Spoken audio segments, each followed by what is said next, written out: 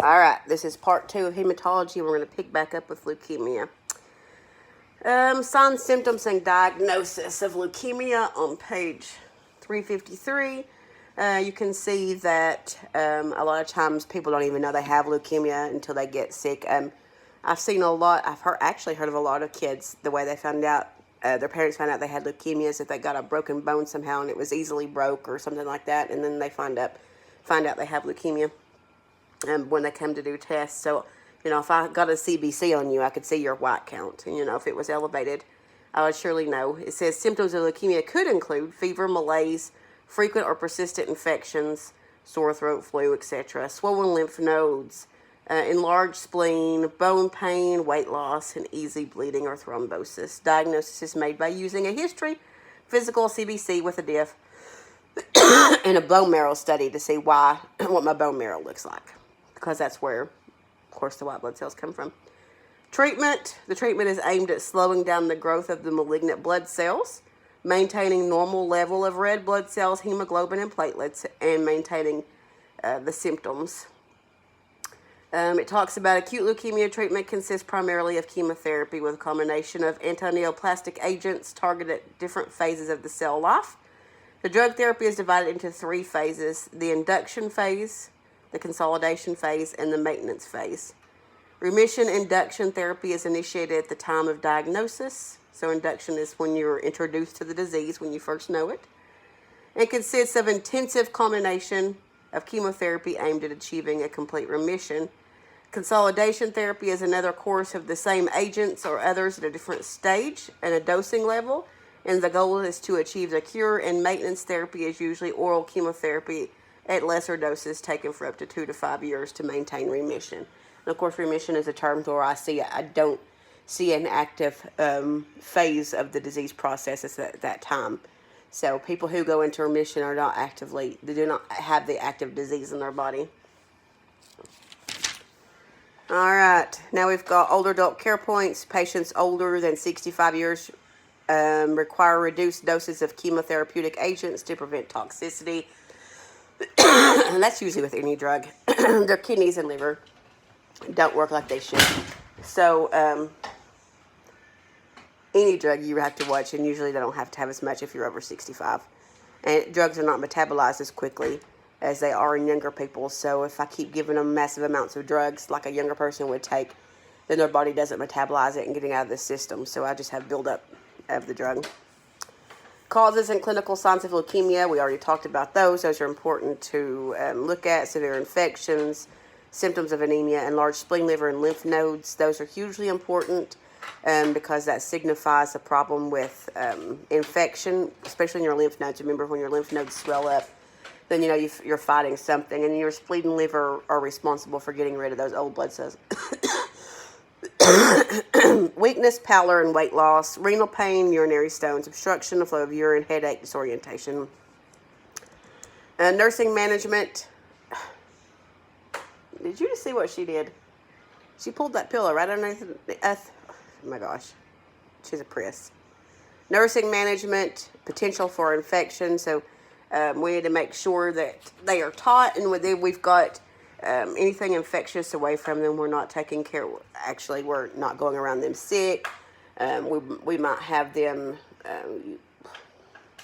depending on who your nursing manager is, who gives your assignments, maybe not put them in the same assignment as someone who's very sick. I don't know. There could be abnormal bleeding, so we want to make sure that they understand. This is all on page 354. Abnormal bleeding, so we want to make sure that they are in a safe environment, because if they was to have an accident, then they might bleed and bleed and bleed. They're probably going to be anemic, so they might have to have blood transfusions or some iron or something along that. Nutritional alterations with severe anorexia, that means they don't want to eat, so they have weight loss. Cardinal sign of most cancers is weight loss without trying. Increased levels of uric acid in the urine and blood due to chemotherapy, which can cause renal failure. And psychosocial problems related to the effects of the disease. I mean, that's pretty obvious, right? We'll skip the questions. Thrombocytopenia. I actually take a step backwards.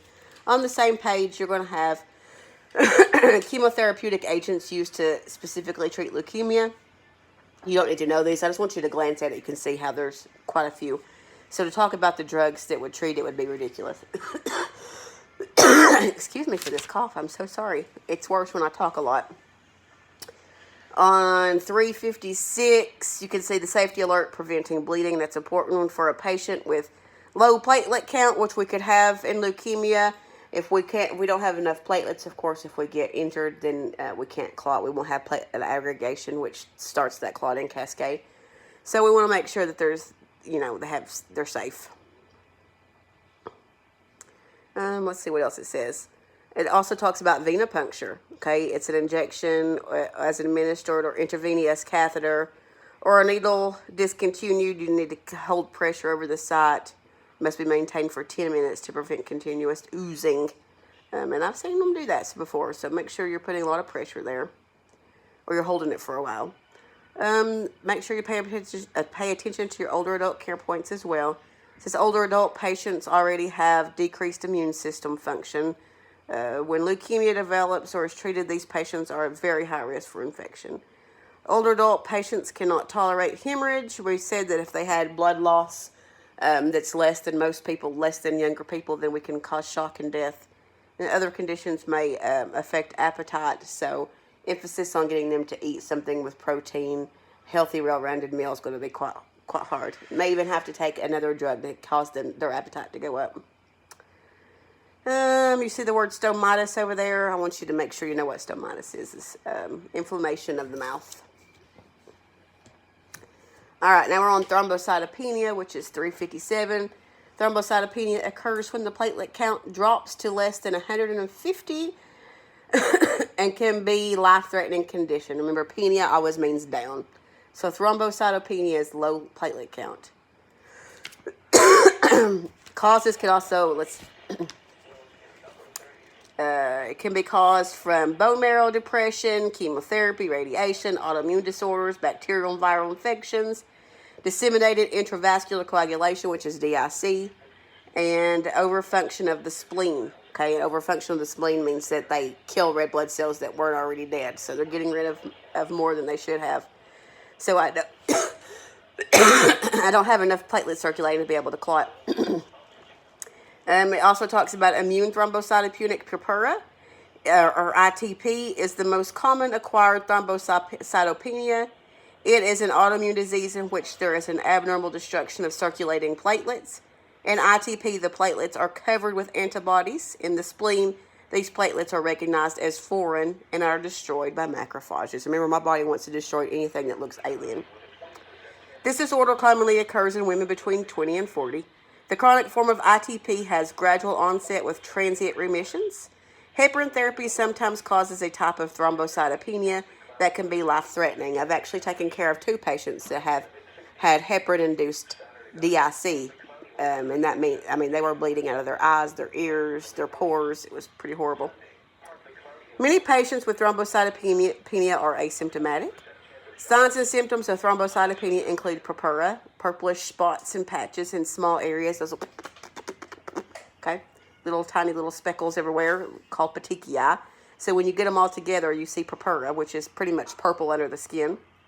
Ecchymosis, which is large bruised areas. And you've got a picture down below. Oh my goodness, that's quite a difference. And I've seen it, and if you've worked with elders before, you might have seen underneath their skin where they have large oozing of blood. Kind of looks the same way, happens in the same way. That doesn't mean the older people have thrombocytopenia. They probably do have reduced amount of platelets, but that could look that way in a whole limb or whatever. Some patients recover spontaneously. Otherwise, transfusions of platelets is used to control hemorrhage. And I can give just platelets. They take the platelets out of the whole blood. You can get platelets. A lot of times they come in 10 little small units, and that's the usual dose is 10 units of platelets. Or they can come in a pharised bag, and the pharised bag means that is 10 units of those small units of those platelets that come from one person. They're pharised into one bag. Nursing care will be prevention of bleeding. Again, I want to make sure that they're in a safe spot. They've got clear walkways. They have proper lighting so I can prevent injury. Close observation for signs of spontaneous bleeding and quick intervention. I can see if it's internal bleeding, I'll be able to see that by my vital signs. I can see hypotension and hypotension and tachycardia. I may even see a rapid respiration with internal bleeding because my body's trying to regulate oxygen supplies. I could have, if it's in the abdomen, I could probably see the abdomen growing and turning purple. I've seen that before in clinical. Invasive procedures only when essential, even when it's any kind of needle stick at all, and avoid activities that might induce bleeding. Safety alert to prevent bleeding is your next one for a patient with a low platelet count. Whenever venipuncture is performed, we already talked about that, holding it for 10 minutes to prevent oozing. Your next slide is a picture of looks like the same person's right hand and left hand, and I want to see quite a bit of difference in that left hand. They've probably had a small injury, and because nothing could clot because of the low platelets, then they've got that huge oozing of blood under the skin. Multiple myeloma is on 357. Multiple myeloma is a disease in which neoplastic plasma cells infiltrate the bone marrow and destroy bone. It occurs in about 4 in 100,000 people. Men are affected twice as often as women, and the disease occurs in African Americans twice as often as whites. Etiology in multiple myeloma: abnormal plasma cells multiply out of control in the bone marrow. These abnormal cells produce excessive amounts of abnormal immunoglobulin, and those are usually what my body makes to fight off infection, and cytokines, which also fight off infection. The accumulation of the abnormal cells, which are tumors. Now, anytime I have an accumulation of cells, if they proliferate quite fast in an excessive amount. Remember, cells have a certain, whether they're white cells, red cells, platelets, whatever they are, they have a certain lifespan, all right? And when they don't die at their designated time and they keep building up, then I end up with a tumor. So some cells that are malignant, they don't die when they're supposed to. They live extra long and they multiply at a fast rate, so I end up with accumulations of cells clumped on each other and end up with tumors. And that's what happens in this situation. It says the accumulation of abnormal cells in the bone marrow disrupts normal RBC, leukocyte, and platelet production. The disruption of normal cell production leads to anemia, impaired immune response with susceptibility to infection and bleeding. If my bone marrow is blocked, if my bone marrow cannot work because I have a tumor there, then I will not get my white blood cells, which fight infection. I will get my red blood cells, which help me take oxygen to my tissues, and I will not have platelets in order to clot. Signs and symptoms: the patient may experience backache, bone pain that is worse with movement, or pathological fractures, which means I might just fracture for no reason, and severe pain. Multiple myeloma is diagnosed by x-ray studies, bone marrow biopsy, and blood and urine tests. Treatment: chemotherapy or palliative radiation is used to combat the disease and make sure that you've got plenty of pain control, because there is quite a bit of pain in multiple myeloma. Since the most common chemotherapy regimen is methylphelin and prednisone. Prednisone, of course, is a steroid. It is given orally for 4 to 7 days and repeated at a 4 to 6 week intervals. You don't really need to remember those drugs at this time. Nursing management, supportive care for many complications of the disease, and treatment is provided. Encouraging adequate hydration with an intake of 3 to 5 liters of fluid a day. To minimize problems from hypercalcemia is a priority. Now, you have to think about, when it talks about hypercalcemia, is the relationship of the amount of calcium that's in your bone and the relationship of the amount of calcium that is in your blood. If I do not have enough circulating calcium in my blood for normal functions of muscle, then my bone releases more. If I have too much in my blood, then it goes to be stored in my bone. Well, my bone can't store anything, all right? So I could possibly see large amounts of free running calcium in my blood. So I would need fluids to kind of thin that out, to dilute it. Or I've lost my place now. All right, nursing management, we're on slide 33, provide supportive care for many complications of the disease and treatment, encourage adequate hydration, assess and manage the pain. Acetaminophen and NSAIDs could be used, and narcotics, opioid narcotics, and carefully move the patient because of the potential for fractures. It means they're non-pathological fractures. They have, this fracture for no reason, brittle bones. Assignment considerations is slide 34. When enlisting a nurse assistant to help with positioning, moving, or toileting, we have to remind them they're very prone to bruising, bleeding, and fractures, so they have to be extra careful. Do not assign ambulation of patient with multiple myeloma to assistive personnel. You have to do it because it's most important. You know what the disease process is. Hemophilia. Hemophilia is on page 358. It says hemophilia is an inherited X-linked disorder in which there is a deficiency of specific clotting factors. Classic hemophilia or hemophilia A with factor 8 deficiency affects 1 in 50,000 male births in the United States. And hemophilia B, or Christmas disease, causes a deficiency of the factor 9. Christmas disease affects 1 in 30,000 male births. Both types of hemophilia are characterized by a delayed blood coagulation time that produces a prolonged period of bleeding. These types of hemophilia almost always occur in males and are genetically transmitted through the mother. Pathophysiology.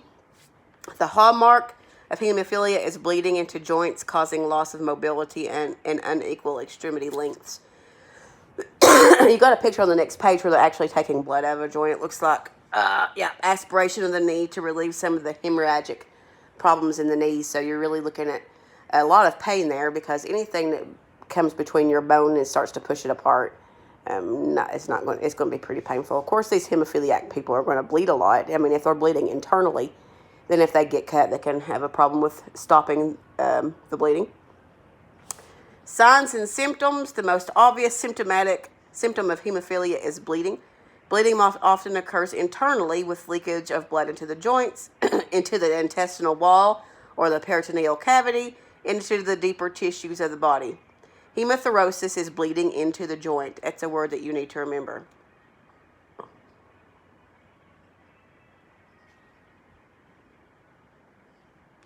It also talks down there at the very bottom of that paragraph, other serious complications from internal bleeding with a person with hemophilia include obstruction of the airway as a result of hemorrhage into the neck or pharynx, and intestinal obstruction resulting from bleeding into the intestinal wall or the peritoneum.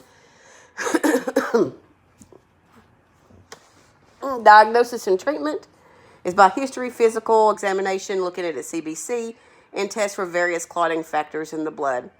And the more common types of hemophilia, transfusion of the missing type of factors can prevent the bleeding. Recombinant forms of the factor 8 and factor 9 are not available. Both decrease the risk of transmitting undetected viruses and problems that can cause with donor blood. So just giving them back their clotting factors. Avoid taking aspirin is your safety alert. They must never be taken by patients with hemophilia because aspirin increases bleeding problems. Aspirin is a platelet aggregator. It keeps you from aggregating. So my platelets won't clump together. But in hemophilia, my platelets aren't clumping anyway because I don't have those clotting factors available. Nursing management. In addition to administering the necessary clotting factors, interventions include elevating the injured body part, applying cold packs, controlling pain, observing for further bleeding, and providing psychological support for the patient and family. You got your aspirin on the next slide. Nursing management on the next. Slide 38, you see a picture of someone aspirating blood from a joint. DIC, disseminated intravascular coagulation. Something that you may never see, but you might. Let me see if I can find it in the book. You probably don't have a lot on it. Oh, you don't. All right, same page, 359. Disseminated intravascular coagulation is a complicated disorder that usually occurs in conjunction with tissue destruction. It accompanies serious problems such as severe trauma, gram-negative sepsis. And remember, gram-negative is the hardest one to kill, and sepsis means that it's in your blood, your whole body.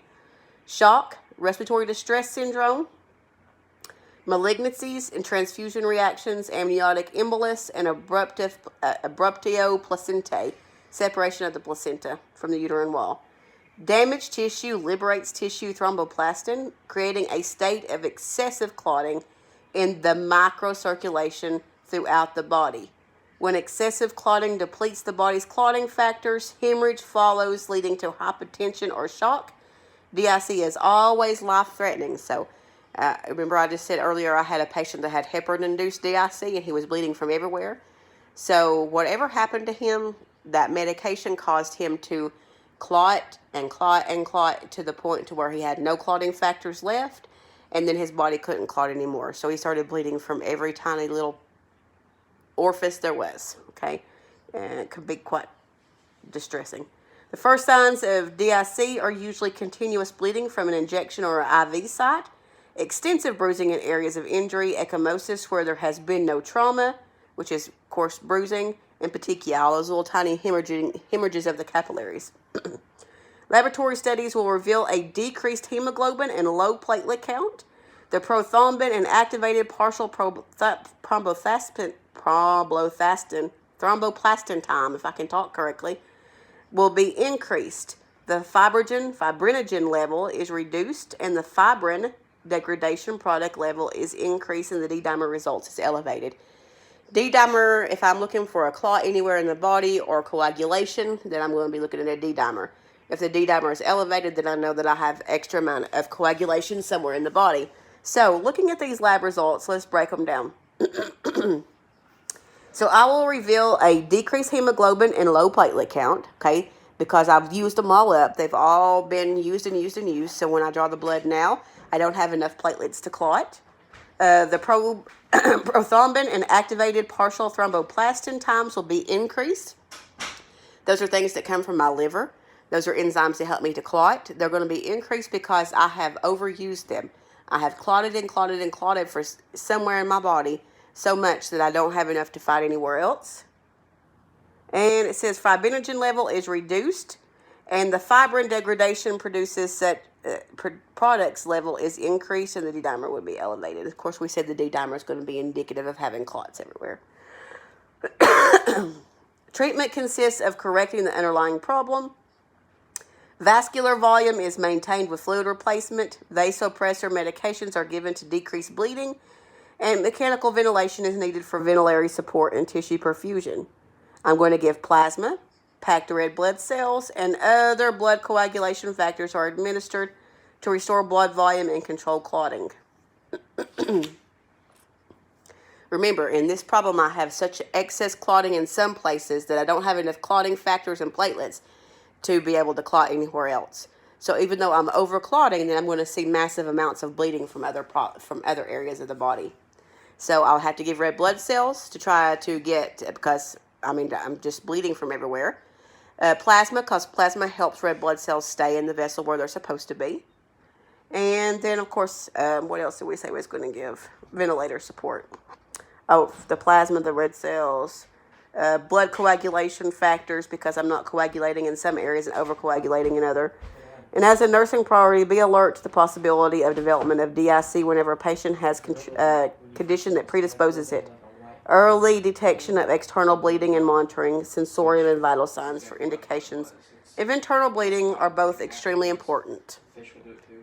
There's a slime coat. They have a slime coat on, as you know, that protects them from bacteria when they get stressed. Yep, that's on your slide too. Monitoring sensorium and vital signs for indications of internal bleeding. So, are they talking out of their head? Are they confused all of a sudden? Are their blood pressure dropping and their heart rate going up as their respiration changes? All those things can be indicative of having an internal bleed. Management of hematological disorders. Do we need this? Let me see if we need this. Leukapheresis, blood transfusion, autologous. Yeah, well, I guess we should talk about it. All right, this is on page 360. Therapies frequently used in the management of hematological disorders. Transfusions, I can get a blood transfusion, and there's different, I can give you a blood transfusion. I could give you whole blood. Doesn't happen a whole lot. Whole blood would be taking everything that somebody gives you. Most of the time, you're going to get packed red blood cells, okay, because that's what you need. I can get platelets separately, and I can get plasma. Those are all blood components, but they're all separated from whole blood. Just depends on what you need. It talks about autologous. Autologous means that I gave my own blood for future use. So if I knew that I was going to go have surgery in a couple of months, and it might be a bloody surgery, that I can go give a couple of units, let my body have enough time to build it back up, and then go have surgery. And if I need blood, then I've got my own there. Let's see. Dextrin. Dextrin is another thing to remember. Dextrin is a plasma expander similar to human albumin and is often used to replenish volume quickly. Dextrin is a drug to know. If I've got someone who needs more plasma and I don't have it on hand, I can give them Dextrin. Christian, honey, you should have used milk for that. It's much better. Heat it up in the microwave and then pour it in. I already wasted that water. It's okay. It's just water. Well, it's already on. I gotta get some more. It don't matter. Well, it's good like this anyway. I'll just use it so don't waste. Okay. Biological response modifiers, colony stimulating factor therapy. I don't even know where that's at in here.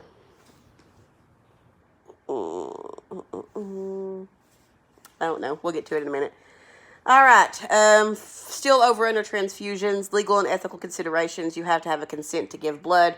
It does says the patient must have a signed consent form to receive blood transfusion. If the patient is unable to sign and the condition is life-threatening and no family member is available, then the doctor can make the decision. Blood products are, That's true. Yeah. Blood products are always checked by 2 nurses before administration. You have to check that it's the right patient number, it's the right patient, it's the right blood type, it's the right RH factor, it's the right expiration date, all kinds of things you have to check, and it's a 2-person verification. Except now it's not. If you have verification by computer, it can be just you and the computer. Check the LPN, LVN roll. It does talk in the book about some states not allowing you to give blood. This is a state where LPN cannot start or initiate the blood transfusion, but they will be able to monitor and keep it going. So what normally happens is the RN starts, the transfusion stays with the patient for 15 minutes, and then the LPN is left to do the rest of the monitoring. Older adult care points on 361. Vessels in older adults are fragile. A 22-gauge cannula may be used for transfusion to older adults. Now, in a younger, healthier person, then I can use a larger gauge needle, and then I can give the blood faster. But we know that my older adults can't really handle fluids into their veins that fast, and they can't handle a bigger gauge IV. So I'm going to have to run the blood probably slower with a smaller gauge. Well, honey. Huh? Oh. Blood products should be transfused more slowly. We did that one. Okay. Safety alert. Blood products safety on the bottom of 361. Blood bags should never be heated in a microwave because they cause hot spots, just like a baby bottle can't be heated in the microwave. If it needs to be warmed, they have warmers in blood bank you can use. But most often it's not warmed. It comes out of the refrigerator and goes to the patient. And we'll talk more about giving blood when we're talking on a call, when we're talking together. 361 at the top, transfusion reactions. The reaction can be anywhere from a slight fever to death, honestly. The worst reaction I ever saw was a patient that shook so violently they almost shook their bed out in the hallway. It was horrible. Of course, I'd want to stop the blood at that point and get the line off of them. They need to have IV fluids flushed through them, but it cannot be through the same line that the blood was going through because I'll get more blood.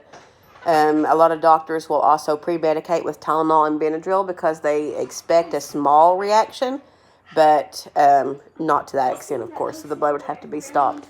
If they have a reaction, you have little tiny pieces of the bag has little extra blood things that hang off of it that you can cut. I'll have to pull one up to show you. If you look at a blood bag, there's some little pieces of plastic filled with blood hanging off the blood bag, and you would cut those and send it back off. And sometimes with the whole blood bag itself back down to the lab so they can be tested, because those should, sometimes people have different antibodies in their blood that the blood, abort mission, that even though it's the right blood type and right rhesus, that it doesn't act correctly. We're at only a couple more pages, and we're at 30 minutes. It's going to take forever to upload. So we'll cover the other 2 pages when we talk in class.